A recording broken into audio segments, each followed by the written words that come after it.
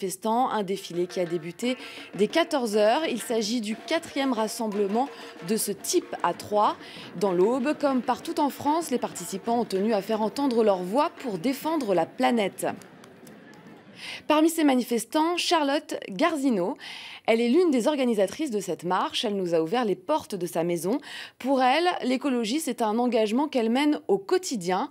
Mathilde Kaczkowski et Sabrina Cicchini l'ont rencontrée.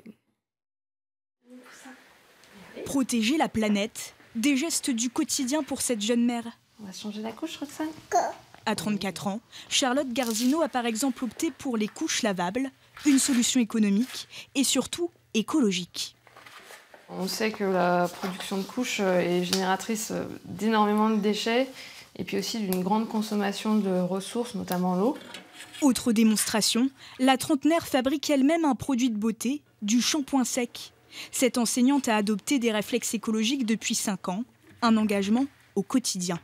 Mes motivations, c'est surtout pour protéger ma famille, que ce soit quand je consomme des produits bio, pour ne pas les exposer à des pesticides, des produits cancérigènes, etc.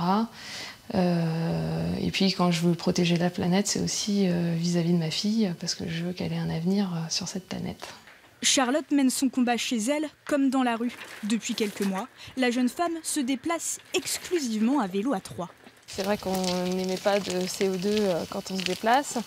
Et puis aussi, pour les vraiment déplacements très courts, c'est souvent plus rapide parce qu'on ne perd pas de temps à chercher des places de parking et on ne paye pas de parking non plus. Direction la marche pour le climat. Co-organisatrice de l'événement, elle espère changer les mentalités.